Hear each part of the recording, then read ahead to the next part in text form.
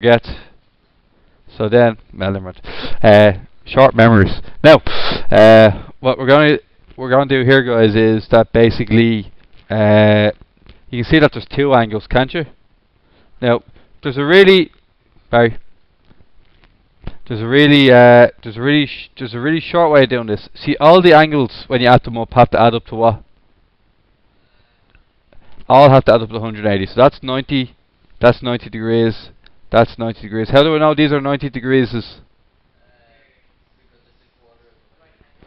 Yeah, it's a quarter of a 360 circle, so it's 90 degrees, okay?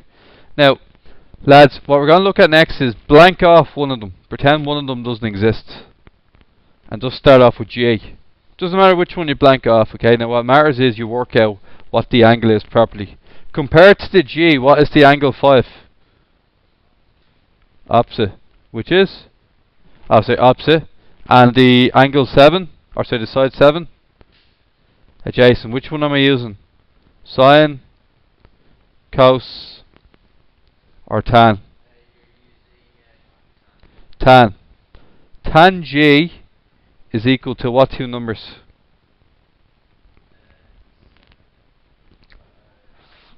5/7. Tan inverse 5/7. And what you get is 35.5. Okay? I did, and you round it. You round it up or down. So you have no decimal point. So it's 36. Now, guys, look at this. If that's 36, and the full thing has to add up to what number? The whole thing has to add up to 180. Look what happens. Get your 180. Get your 180. Take away your 36. Take away your 90. And what you get is, so you find out that this one here is 54 and the other one is 36. One more it is, okay? You go down to this one. I need one that has a hypotenuse on it to make it a bit of variety. Number 8 has a hypotenuse, so it has a bit of variety to it. So look at number 8. Now, pick out one of the letters to blank out. It doesn't matter which one. Give me a letter to blank out. Q. Blank out Q. Work with P only. P is, which two sides do we know? We know that 19 is the. We know that 14 is the adjacent. So, Kato, which one are we going to use?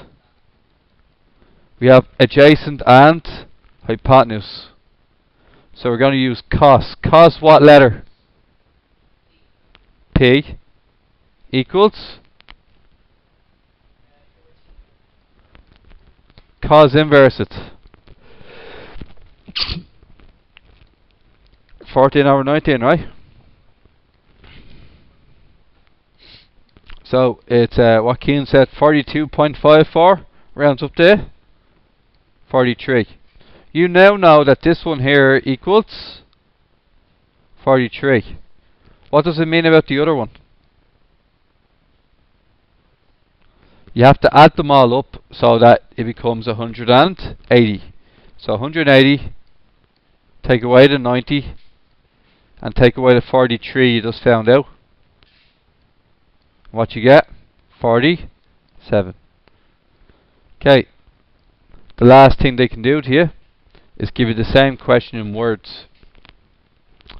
Find out the angle BAC. Now what that means is that you go from B to A, and then you go back to. So the angle we turned was this angle here. It's always the middle letter. Okay? So what side do we know relative to this angle here? We'll call it angle A. What? We know 12 is the, and 18 adjacent. So what we can say is that tan A is 12/18.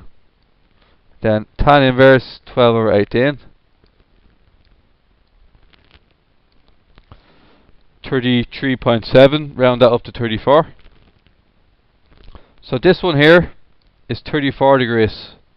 What does that make this one up here? ACB. ACB means you go from A to C, back down to B. See the corner you turned? You turned it here. Okay? So what are we going to get then? 180 minus 90 and minus, and what's that? 56 degrees. There you go.